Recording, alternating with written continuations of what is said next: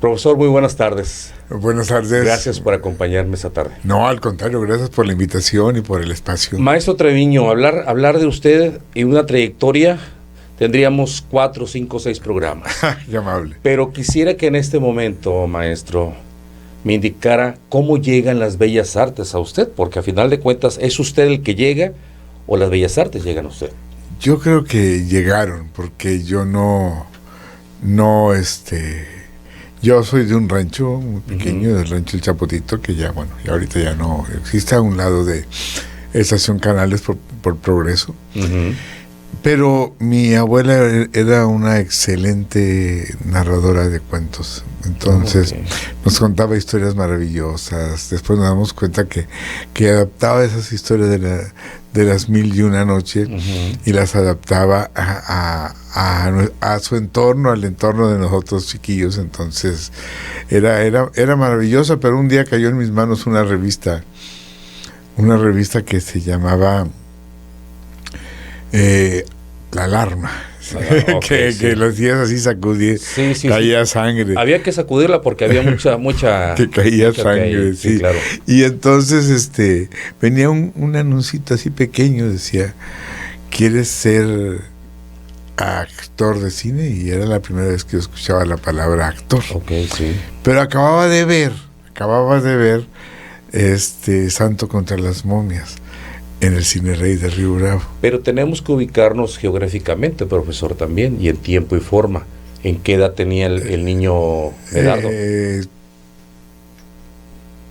7 años, 8 años. Entonces, ya cuando yo vi la película esta de Santo contra las momias de Guanajuato, y para mí fue maravilloso. Era un mundo que un mundo mágico, un mundo que yo conocía, que pasan los años, cae esa revista en mis manos, yo estudiaba secundaria, y dice, ¿quieres estudiar actuación? Y empecé a estudiar teatro, no sabía que era teatro, actuación por correspondencia, porque yo quería ser como el santo y como las momias. Sí. Y hay que aclarar que había muchas cosas que eran por correspondencia, maestro. Yo esperaba cada 15 días el sobre cargado con el curso de cómo actuar. Sí. Que era una escuela, que era una farsa, que era un robo realmente. Sí. Pero yo cada 15 días esperaba que llegara el tren con mi sobre. ¿Y ahí empezó una magia en la lectura, maestro, en las letras, por adentrarse más en este mundo? Creo que empezó en secundaria. En primer lugar, mi abuela, que era una excelente narradora de cuentos, una mujer que no sabía leer. De hecho, siempre yo digo que yo me dedico a las letras, pero sin embargo, nadie de mi rancho, nadie de mi familia sabía escribir. Pero podríamos decir leer. Que sí. Y entró a secundaria, y tengo la suerte de tener un maestro maravilloso, maestro ahí en Río Bravo. El maestro Esteban Ávila Roque.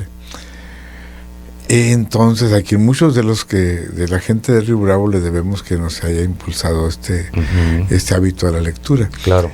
Y a mí me hace leer La Divina Comedia y Pedro Páramo. Oiga, ¿quién no ha leído Pedro Páramo? En secundaria. Sí. Entonces, me dolió mucho la cabeza cuando yo leí Pedro Páramo, pero yo vi Pedro Páramo muy semejante a mi familia. Pedro Páramo para mí era la figura del abuelo o la figura del tío. Sí, claro. Era un universo muy cercano. Sí. Por todas las historias que rondaban en mi familia, era muy mágica vivir en el Chapotito. Entonces todas esas historias para mí eran... Y luego de pronto me topo con Pedro Páramo de Juan Rulfo, con El Llano en Llamas de Rulfo, y dije, ¿se puede hacer esto? ¿Se puede contar historias? Si ya mi abuela lo está haciendo, y nos sentaba todos los nietos ahí en el tronco de un mezquite, ahí a un lado de la casa, a contarnos historias. Y pues así, realmente entré, y un día... Pero es que yo no quiero quedarme aquí, yo quiero aprender más cosas. Entonces me escapo me escapo un día, me voy con un amigo y nos vamos a Monterrey. Nos vamos a Monterrey. No recuerdo si fue en el tren o si fue en un autobús. Nos vamos a Monterrey, llegamos.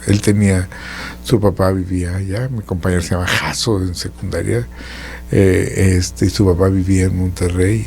Y llegamos y ¿a qué vienes? Le digo, pues aquí quiero hacer la preparatoria. 14 años. Y me fue a buscar la preparatoria. Para eso ya se había armado todo un escándalo en el rancho. Apenas iba a preguntar no encontraban a este hombre, a este niño. Andaban buscando a ese niño por todos lados.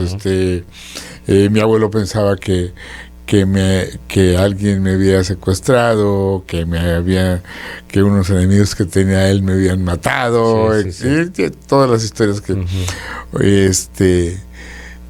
o que me había perdido. Y entonces llegó a los 2 días, llegó porque me dice mi amigo, vete a tu casa, regrésate porque van a estar muy asustados. Claro. Pues no había teléfono, pues no había forma. Ya llegó mi abuelo y estaba mi abuelo ya llorando, mi abuelo y mi padre y todo. Llego yo y se me queda viendo y ya se quita el cinto. Nunca me pegaron a mí de pequeño, nunca. Y se quita el cinto. ¿Qué pasó, hijo? ¿Estás bien? Sí. Perdón, me fui a Monterrey. Y dice, pero abuelo, me inscribí en la escuela. Mira, ya estoy inscrito en la Universidad Regiomontana. Ahí voy a estar preparatoria. ¿Por qué en Monterrey? Pues porque yo no quiero quedarme sin saber leer, no quiero quedarme sin saber escribir. Y así es como llego y encuentro que hay mucha gente que, como yo, ya escribía mis cosas. Yo ya escribía mis cuentos basados en las cosas de la abuela.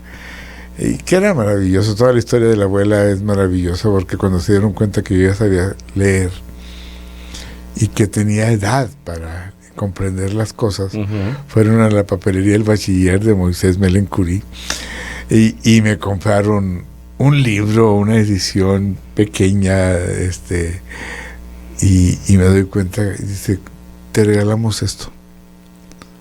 Dice, este es un libro sagrado para ti, para nosotros. Porque este libro, lo leía mi papá, decía mi abuelo, Afel Treviño. Dice, lo leía mi papá, y de ahí salieron todos los cuentos que cuenta tu abuela. Eran las 1001 noche. Okay. Y entonces, no sé dónde se me perdió ese libro, pero pues encontré historias.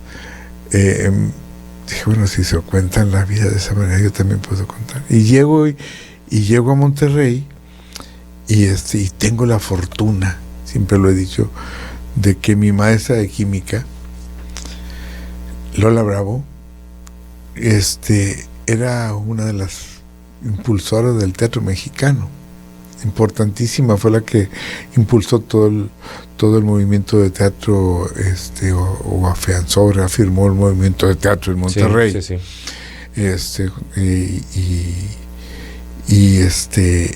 Le habían invitado a dar la clase de guión cinematográfico, porque se iba a leer diplomado en cine. Y entonces, pues y ella les había dicho sí, con la condición de que yo pueda dar clases de química, porque ella era ingeniero químico y entonces nunca había ejercido su carrera de químico, y entonces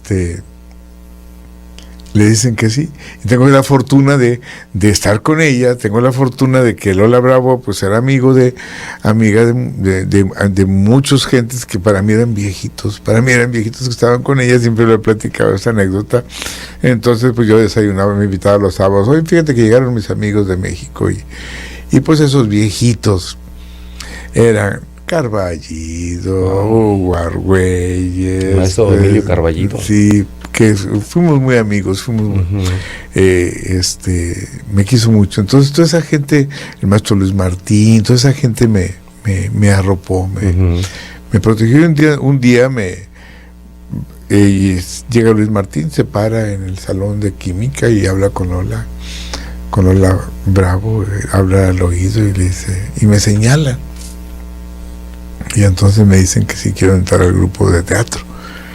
Y yo acababa de ver una obra, yo ni siquiera conocía la palabra teatro, yo acababa de ver una obra que Lola nos había invitado, y entonces me pregunta a mí, me dice, ¿qué te pareció la obra? Y yo me quedé, digo, es que no le entendí. ¿Cómo? Dije, pero estaba toda una historia, maestra, porque el telón estaba levantado, no sé, 10 centímetros o 15 centímetros del escenario en el Teatro Calderón, pero yo veía que con unos zapatos rojos caminaban y de pronto muchos pies, muchos zapatos alrededor de ella, gente que portaba esos zapatos estaban acerca de ella, y entonces yo empiezo a contar la historia de los zapatos. Dice Lola Bravo, dice, pues creo que es más interesante la historia que me estás contando, creo que pasaba en escena. Que no era la idea original, me imagino. No, ella quería que yo viera la obra, pero no, dice, escríbelo. Y empezamos, y ahí empecé a escribir teatro, pero a escondidas, pues vergüenza. Entonces entro yo a la compañía de teatro de la Universidad Regiomontana. Y pues y se abre un mundo para mí, y me encuentro que hay mucha gente que aparte de mí escribe teatro. ¿Cuál es el parteaguas desde ese momento, maestro? Porque estamos ya hablando de un joven que ya entraba, ya empezaba, ya admiraba y ya empezaba a analizar las cosas. Pero después de ese momento, ¿qué pasó? Empezó la primera hoja de papel en blanco y escribir. Empezó a idear, empezó a idealizar. ¿Qué pasó en ese momento? Empecé a escribir la historia de... yo siempre quise explicarme cuál era mi origen, de dónde venía mi familia, de dónde venía mi familia. Y entonces... ¿Puedo preguntar, maestro, los orígenes de sus abuelos? Por supuesto que sí, o sea, Afel Treviño y Elisa González se casaron cuando eran niños. Ella tenía 13 años, él tenía 14 años. Dios mío. Y se la robó a caballo. A esa edad. A esa edad. ¿Originarios de dónde, profesor? Él nunca supo. Él dice, yo nací en el Chapotito. Dice, aquí me trajo, pero dice, yo quería saber qué había antes de la abuela, antes de la historia de la abuela y del abuelo. Mi abuela era de Laguna Seca. Sí. Del corrido de los... sí. Pues, ahí vivía yo, en el rancho El Chapotito, que está a un lado de Estación Canales, Laguna Seca, pues por supuesto que La Posta y Charco Azul y todos esos lugares eran muy comunes. Por supuesto que Santos Valdés era una de las gentes cercanas a la familia, que incluso amigos o gente cercana a mi padre. Pues sale ese corrido Santos Valdés. Y pregunto parteaguas, profesor, porque yo sé que en ese momento, y como usted lo explica, siempre ha tenido esa pluma fuente de decir sus historias, sus orígenes, y todo comienza ahí, me imagino. Todo comenzó ahí, porque llegaba mi abuelo y decía, bueno, hasta aquí, dice, esta es la piedra mojonera, dice, y de aquí para acá es tuyo, desde aquí de donde usted vea, dice, hasta donde le alcance la vista es de usted. Entonces eran tierras inmensas a las cuales, pero yo siempre quise saber, aunque sea inventándolo, aunque sea en la ficción, inventarle una historia al papá de mi abuelo, a mi bisabuelo, pero hasta ahí llegué. Y entonces, bueno, empiezo y dije, bueno, yo voy a encontrarles un origen, aunque sea en la ficción dramática. Y empecé a escribir cosas que yo guardaba, cosas que yo escribía, siempre cosas que tenían que ver conmigo, que tenían que ver con mi entorno, que tenían que ver con mi realidad. Tenía 2 obras, había hecho 2 obras de teatro, Libertad y El Principito, y digo, yo quiero dirigir. Ahora viene esa faceta. Sí, yo quiero dirigir Pedro Páramo. Y no cualquiera, profesor, tenía 14 años, sí, era claro. 15 años, 15 años cuando se me ocurrió esta irreverencia. ¿Qué le comentó a la profesora? Pues que estaba loco. Le dije, pero no solamente quiero dirigirla, ya tengo la adaptación, y ya la adapté. Ya adapté la obra. Es que para mí Pedro Páramo eso era muy sencilla porque tenía mucho que ver conmigo. Y entonces hago la adaptación, pero aparte la voy a dirigir voy a escoger los mejores actores de cada grupo que hay en Monterrey. Y empiezo a escoger. Y todos me dicen que sí. Yo no sé cómo le dijeron que sí a un huerco de 15 años. Le doy la adaptación, me dicen, claro que sí. Y empiezo a dirigirla, pero de pronto ya cuando digo, bueno, ¿y ahora con qué la produzco? Porque quiero que sea en el Teatro Monterrey, el Teatro del Seguro Social en Monterrey, que era el gran teatro en aquel entonces. Todavía no estaba el Teatro de la Ciudad, ni el Luis Elizondo, ni nada de eso. Por Constitución, ¿no? Exactamente, enfrente del río, enfrente del cine ese. Del cine. Entonces, yo quiero dirigir en este gran teatro. Me dice, estás loco, hombre, ¿cómo es posible? Es que el joven Medardo llegó a dirigir a todos, me imagino, en ese momento. A dirigir esto como el gran... tenía 15 años y entonces tenía mis maestros respetabilísimos y pues hablé con ellos, un Paco Cifuentes, un Jorge Segura, un Javier Sancho, una Cristina Zárate, una Albertina Briz, gente con mucha trayectoria. Y me dijeron que sí. Entonces... Yo hacía guiones de cine con Lola Bravo y de hecho habíamos hecho pues un corto para el diplomado de cine que se llamaba 2 de octubre, Día de Muertos.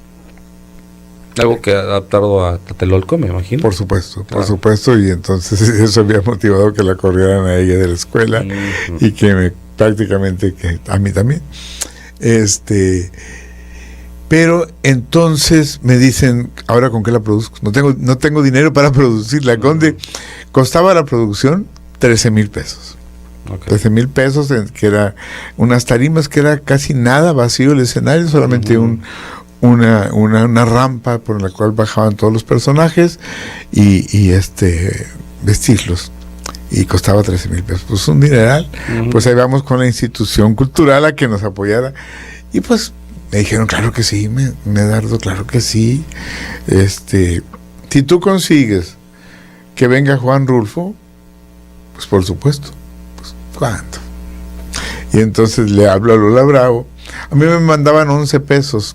11 pesos, mis kilos eran de 11 pesos al mes, creo. Entonces, pues con eso comía. 11 pesos me mandaba mi padre por giro. Y entonces le hablo a Lola Bravo y le digo, ya estaba en México Lola Bravo, dirigía la compañía del Politécnico. Y digo, fíjate que me piden esto, maestra. Y dice, olvídate, hijo. Olvídate, es Juan Rulfo. Dice, no. Él me decía, chiquito pero grandote. Dice, olvídate, chiquito. Dice, no vas a poder. No, pues ahí vamos para allá. Mi asistente ya tenía asistente que era mi novia. Y ahí vamos mi asistente de dirección y yo para allá contigo. Ella también había conseguido 20 pesos o una cosa así, que costaba el pasaje. Claro. Creo que 22 pesos el pasaje. Ya habíamos conseguido para allá. Lógico que llegamos a la casa de Lola Bravo porque no teníamos dónde vivir. Consíguenos el teléfono de Rulfo, maestra. Dice, no puedo. Pues, ¿dónde lo consigo? Está en el Instituto Indigenista, Rulfo. Dice, pero espérate, tengo una idea. Estaba Pilar Pellicer, Lola Bravo estaba dirigiendo el Cuadrante de la Soledad de Revueltas, y estaba Pilar Pellicer haciendo un personaje. La actriz. La actriz. Y Pilar Pellicer, pues, había hecho Susana San Juan en la primera versión de Pedro Páramo. Dice, es que Pilar me está pidiendo hacer un desnudo en esta obra. Digo, no tiene necesidad si eres excelente actriz. Dice, pero quiero demostrar que soy joven. De que aún y entonces Lola dice, te cambio el desnudo por el teléfono de Juan Rulfo. y me da el teléfono de Rulfo. Y entonces le da el teléfono de Rulfo a Lola y Lola dice, aquí está el teléfono, chiquito. Maestra, ¿qué hago? Dice, pues háblale. Le dije, no, maestra, yo no. Y entonces le hablo a Rulfo. Dice, háblele usted. Entonces ya me comunico yo. Yo tenía 1 año de haber conocido el teléfono, apenas no conocía los teléfonos, 1 año y medio, 2 años cuando mucho. Y entonces, contesta Rulfo y... ¿Qué sintió, maestro? Pues imagínese. Sí, no es que hablar con el maestro Rulfo, o sea, no... Juan Rulfo. Sí. Y entonces, pues yo era muy joven. Uh-huh. Entonces me pregunta el maestro. La primera pregunta fue, le digo, mire, adapté su novela a teatro, y dice, ¿ya vio la versión de tal directora que se está montando ahorita? Le digo, no ha visto la versión de... Y yo, así como 4 veces, no, maestro, se lo juro que no la he visto. Ay, yo llorando, hermano, llorando. Me dice, qué bueno, porque está asquerosa. Tráigame el libreto. Entonces ya vamos, solamente vimos una mano que salió así. Y le entregamos el libreto. Veníamos felices y nos dijo, y después les hablo mañana, les hablo después. Uh-huh. Ya llegamos a casa de Lola y nos dice Lola, váyanse. No les va, dice, así les dice uno, pues para quitárselos de encima. Sí, claro. Dice, le recomiendo que hagan sus maletas, váyanse a sus casas. Yo estaba en Monterrey, yo me podía mover, no había problema. Fue la primera vez que conocí la Ciudad de México. Y ya pues ya llegamos a la casa de Lola y dice, váyanse. Ya Lola, no, maestra, es que mire que nos va a hablar mañana. No les va a hablar. Ya, bueno, sí, ya nos vamos. Sí. Acá sale el autobús, no, pues sale a las 10 de la noche. Alcanzan a llegar, ella vivía por Tlatelolco. Uh-huh. Dice, bueno, mis hijos, que les vaya bien. Y en ese momento suena el teléfono. Y así, petrificada, dice, es Juan Rulfo. Te habla Juan Rulfo.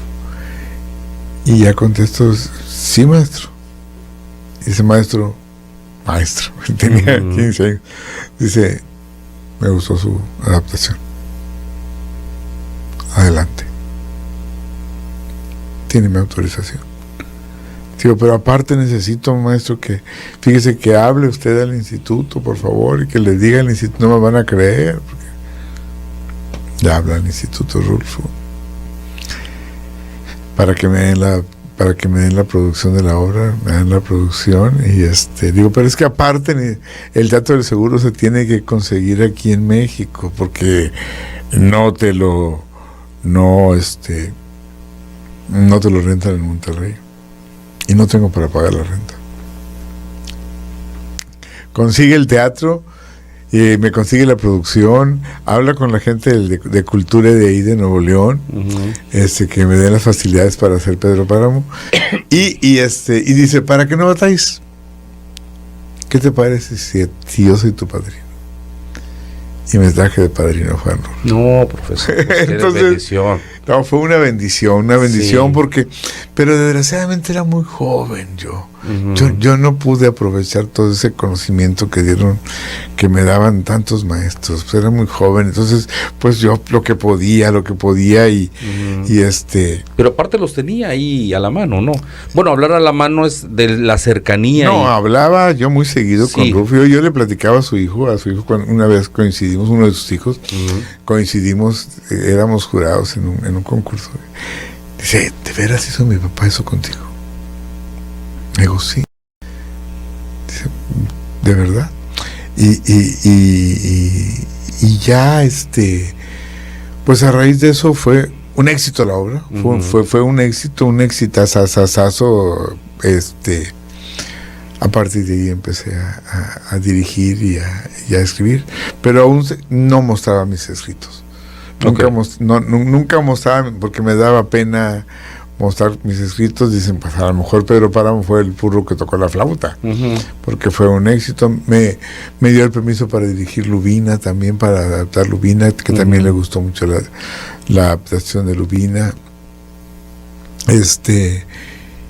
Y estando en una muestra nacional de teatro, nos juntamos, estábamos pues representantes de varios estados ahí en la muestra. Estaba un Mijares, estaba un Hugo Salcedo, estaba un Hernán Galindo de Monterrey, sí, estaba claro.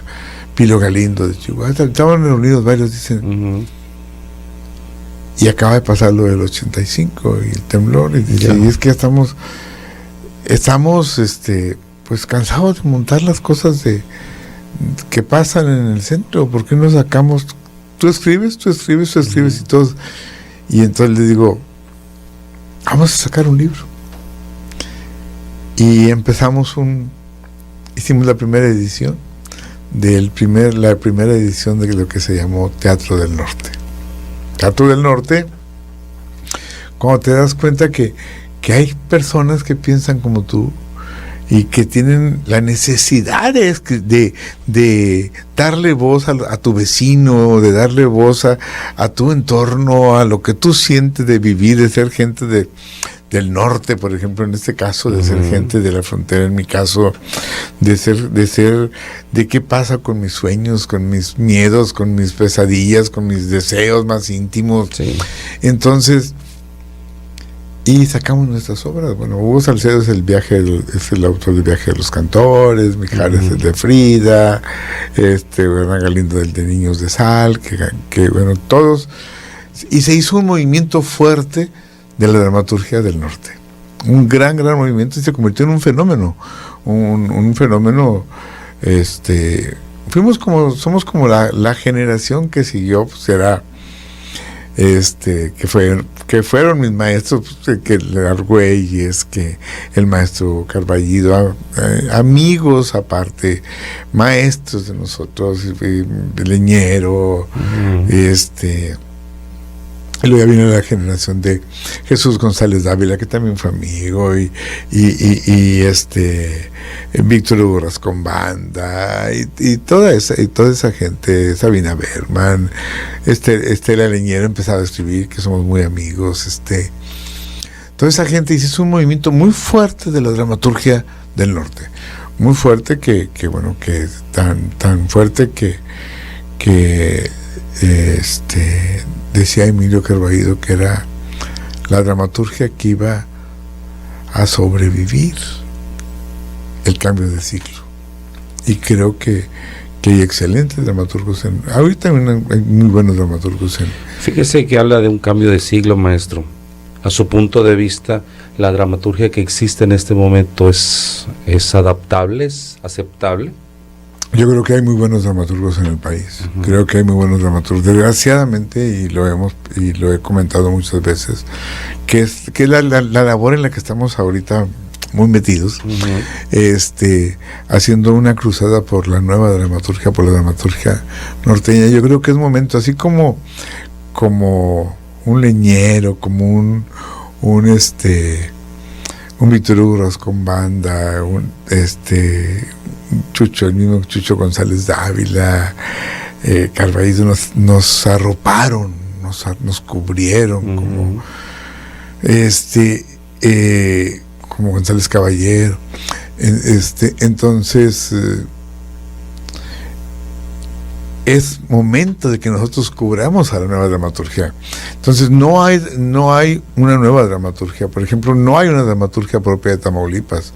Que escribamos 1, 2 o 3 gentes no significa que exista una dramaturgia propia. Entonces, con este movimiento ya llegamos a Reynosa, por ejemplo, hicimos un movimiento, hicimos un taller, y ahorita hay jóvenes, hay gente que está escribiendo con muy buenas ideas, ahorita están ganando premios por todos lados, los compañeros de aquí de Reynosa, buenas plumas. Hay gente en Matamoros escribiendo, y este proyecto se llama Teatro Testigo de la Vida, que lo iniciamos hace 13 años formando compañías de teatro campesino en 8 estados, y entonces era interesantísimo trabajar con los tarahumaras, con los menonitas, con gente de Oaxaca, con los purépechas en Michoacán, con gente de Comala. Entonces formamos 8 compañías de teatro campesino, donde aparte se les daba dramaturgia, y ahorita estamos en esa cruzada, que en Matamoros surgieron dramaturgos muy interesantes. En Reynosa surgieron plumas también muy fuertes y muy poderosas. Hemos estado viendo que son los que están ganando ahorita los concursos estatales de teatro y nacionales. En Saltillo hicimos un movimiento muy fuerte. Estuvimos dando también el taller en la Facultad de Artes Escénicas en Nuevo León.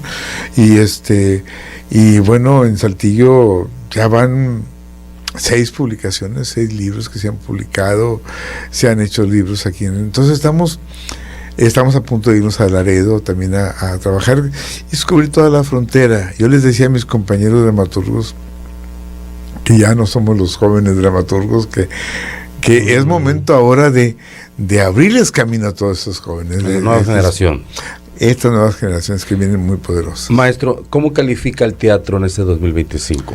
Siempre hablan de que el teatro está en crisis, siempre hablan de que el teatro está muriendo. Es decir, yo siento que el teatro está muy poderoso, creo que, y debo reconocer el movimiento tan fuerte que se hace teatral aquí en Reynosa.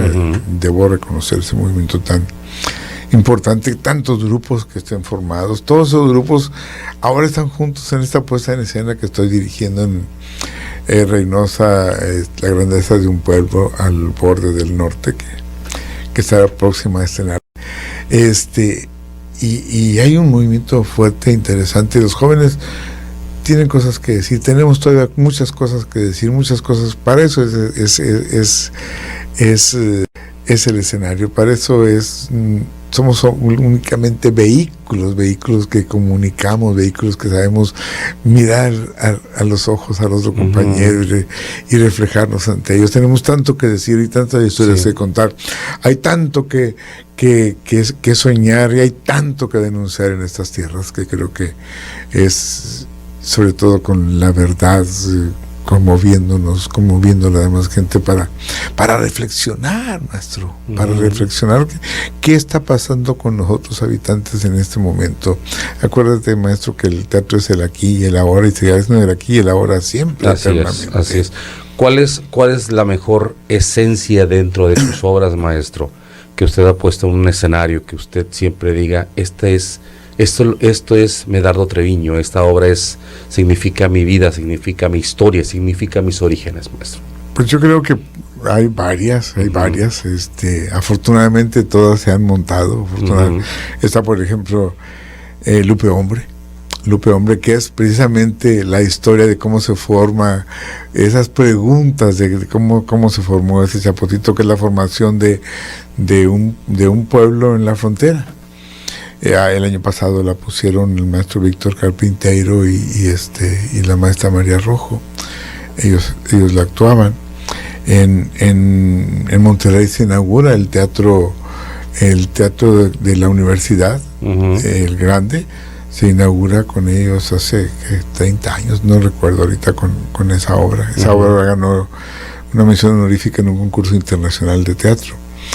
Y es precisamente sobre todo mi entorno, sobre todo esta magia que hay en mi lugar, y eso, explicarme esa y bueno, en el centro del vientre, que también tuve la fortuna que fue una obra escrita para Alberto Estrella, que la hizo Alberto Estrella, que la hizo Cecilia Toussaint, que la hizo Isaura Espinosa, Osvaldo de León, y compañeros de aquí como Larisa López, Mónica, que ahora es Penny Pacheco, es una cantante. Entonces, he tenido esa suerte. La danza circular de María, que hablas precisamente sobre, es el encuentro de una mujer colombiana que viene a buscar a su hijo, porque por la violencia ella lo manda a Estados Unidos para salvarlo.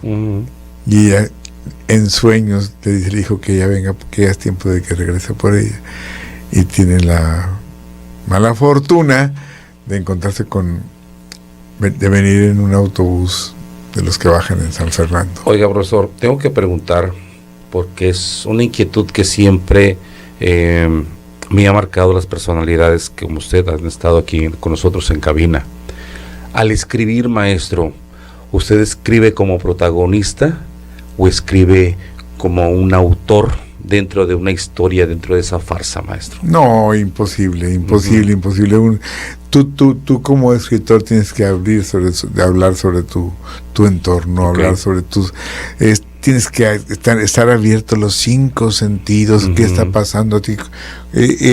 Por ejemplo, el sonido ahorita de tu mano sobre ese cartel. Entonces, ¿cómo yo puedo aprovechar? ¿Qué me está afectando? ¿Qué es lo que en este momento yo quisiera decir? ¿Qué es lo que en este momento yo quisiera comunicar? Aunque sea con otros personajes, pero tienes que hablar sobre tu visión y que los 5 sentidos estén totalmente abiertos para que tú puedas ser libre y hablar con la verdad. ¿En la historia del teatro se habla con la verdad, maestro? Necesariamente. Si no sería un teatro que un teatro falso, un teatro que no pudiera comunicar, un teatro que no lograría engancharte a ti ni hacer el clic entre 2 seres humanos, la comunicación entre 2 almas, que eso es precisamente el teatro, la ansiada catarsis, que podemos curarnos a través del teatro, que podemos denunciar. El teatro es el ritual de la vida. Muy bien. Profesor, ¿teatro con política se lleva? Por supuesto. ¿Puedes platicarnos algo? Por supuesto. Estaba ahorita hablando de la danza circular de María, y que es una mujer que en la obra es una mujer que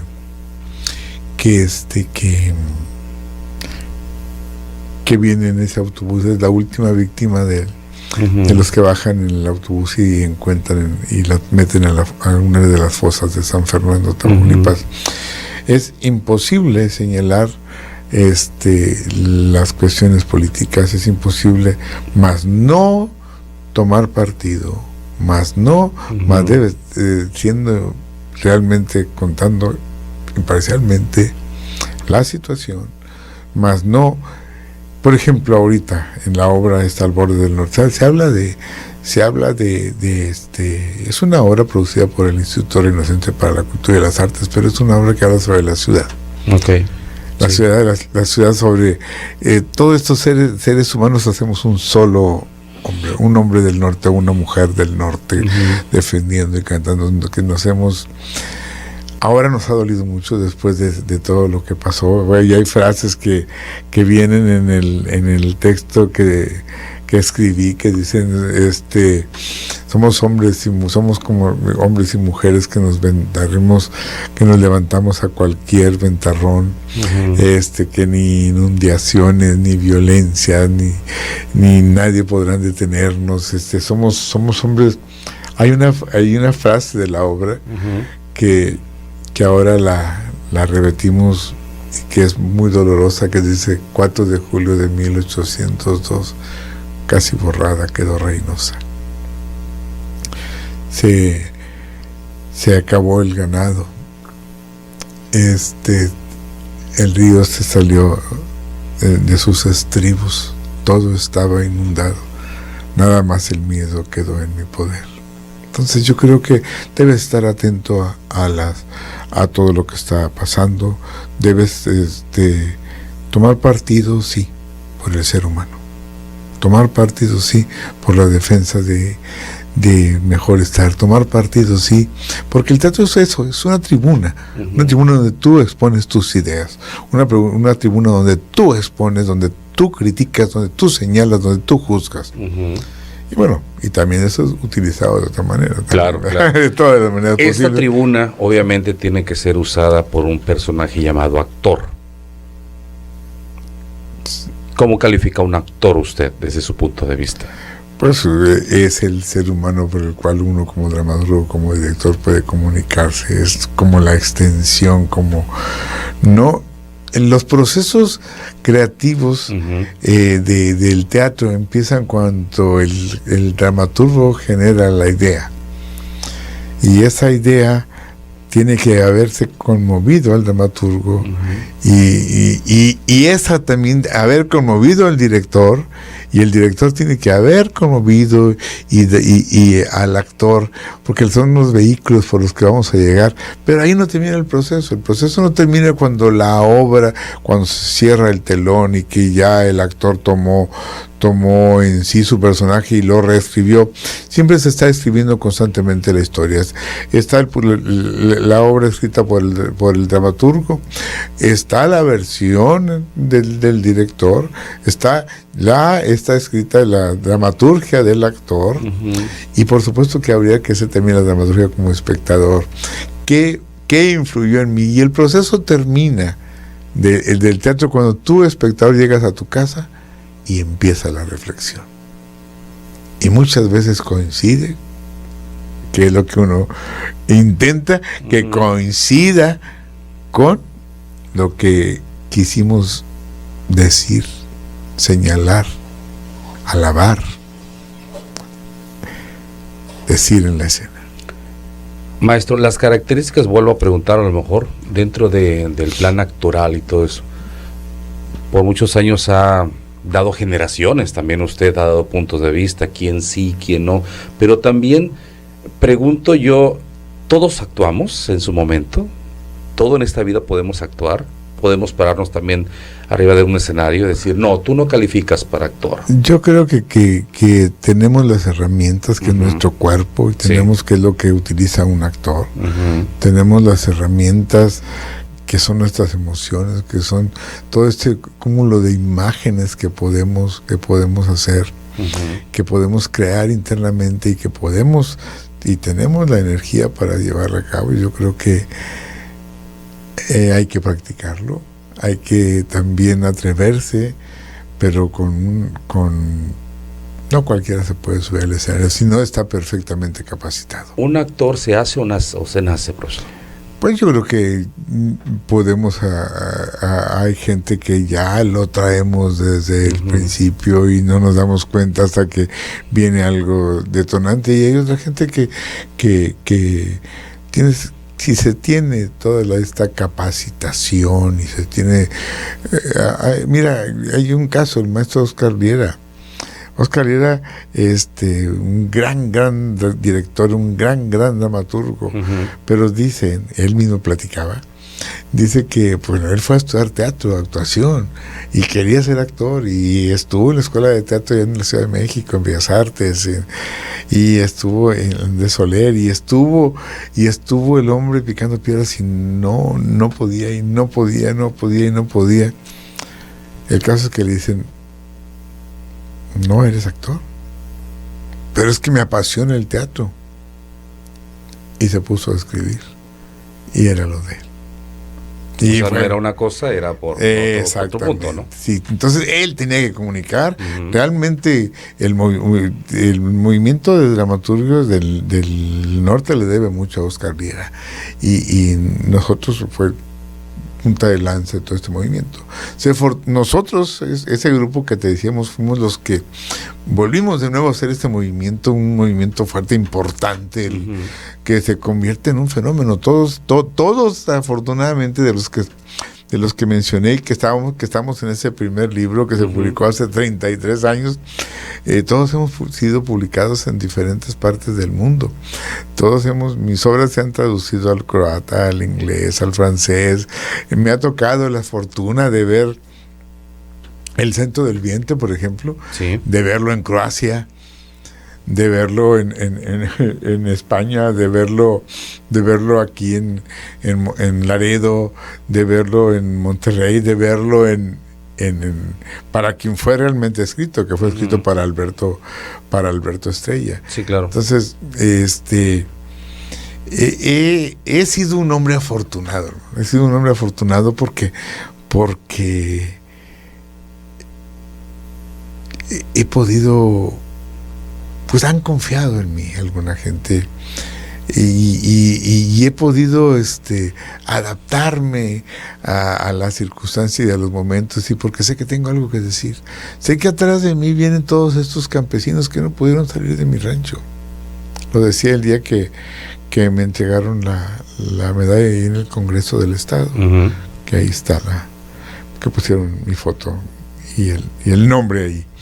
decía que bueno, que no iba solo, que iba cargado de todos mis campesinos y que iba cargado de las dudas, de los miedos, de los sufrimientos de la gente de ese rancho del que yo nací, que ya quizá ese rancho no existe, están las parcelas, pero ya no existe como mi Chapotito está aquí y aquí, y ahí lo llevo. Entonces, y eso es lo que me permite a mí escribir, y eso es lo que me permite estar aquí. ¿Y en un momento tendremos esas memorias ya escritas por usted? Pues no, creo que ya están en todas las obras de teatro, ya se han dicho. Ahí están parte de esas ya memorias. está parte de todo esto, pero sí hay un libro, una entrevista que hizo la que ahora es directora del Centro de Investigación Teatral Rodolfo Sigli, el CITRO, Rocío Galicia, que fue presidenta de la Sociedad de Investigadores de Teatro de América Latina y México. Ella nos hizo a varios dramaturgos una serie de entrevistas, y ahí viene completito toda esta historia que estoy contando. Entonces, sí. Claro, bajo la pluma de Rocío Galicia, claro, que es maravillosa, que aparte es una gran amiga. Yo he corrido con suerte, ¿no? Yo he corrido con suerte porque he tenido la oportunidad de pisar muchos escenarios, de dirigir a grandes actores, y me refiero grandes en tanto aquí en Reynosa, como en mi pueblo, como los actores de renombre en México, de estar en grandes montajes. Y ahorita estoy muy sorprendido, por ejemplo, con esta historia. Estoy hablando de mi tierra, de aquí, de mi frontera con Reynosa al borde del norte. Sí. Y qué bueno que venga Raquel Garza, que también está en Molipeca, y que venga Pepe Navarrete y se integre. Ya los dos los he dirigido, y que de pronto no tengan ninguna duda de que saben bien que yo siempre digo, es que yo no soy director. Yo te acompaño en el viaje, pero eso sí, no te dejo caer. Este es un viaje juntos. Claro. Es un viaje juntos que vamos a hacer el viaje a Itacar y a regresar seguros. Y a enfrentarnos a todos los monstruos, y a enfrentarnos a todas las cosas para tener un viaje. Y es un viaje maravilloso, el de la dirección y el de la dramaturgia. Y es un viaje al cual yo quiero que ese mismo espíritu se siga transmitiendo, que así como ahorita yo venía muy cansado y ya hablé de teatro y estoy despierto totalmente. Sí. Anduvimos en las brigadas atendiendo a los damnificados ahora con la tormenta aquí en Reynosa. Entonces, pero creo que cuando hay tanta gente, imagínate, tanta gente que sufrió tantos daños, pero que no tienen la fortuna de estar ante un micrófono, claro, como tú, como yo, o tener pluma y decir, esto pienso, esto siento, esto viví. Tenemos un compromiso muy grande como comunicadores, como gente que llevamos la palabra, la voz, esas voces que no pueden. No todas son escuchadas, maestro. Que no todas son escuchadas. Y pregunto, de la voz de el profesor Medardo Treviño, ¿cuál ha sido esa frase icónica, maestro, que usted ha escuchado y siempre se le ha llevado en el corazón?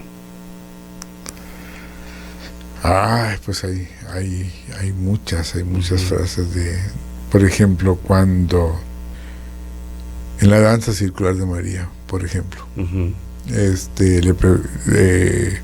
sicario le obliga a la mujer a bailarle la pollera colorada y le dice,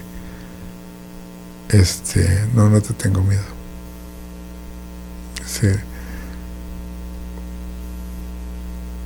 ¿Qué más puedes hacer? ¿Matarme?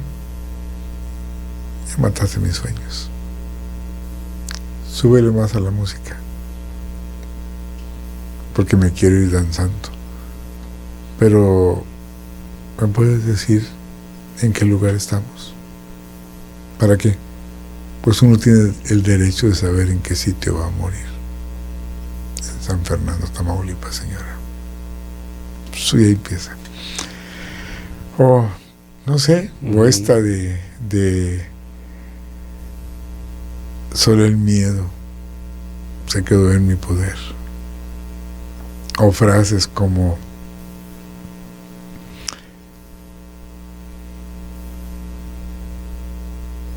encontré a mi hijo escribiendo y leyendo cuentitos en la plaza. ¿Quién le dijo a usted que los hombres leen cuentitos, hacen teatro, hacen versitos? ¿Quién le dijo a usted que tenía el derecho de escribir tonterías? Así no son los hombres. Los hombres cantan corridos y disparan. Oiga, muy profundo eso. Muy... Es el centro del vientre. Muy fuerte. Y el otro fue la circular de María. Y la otra fue Reynosa al borde del norte. Entonces son frases que te van quedando. Profesor, ¿con qué frase me puedo quedar esta tarde en esta entrevista icónica que usted nos está ofreciendo?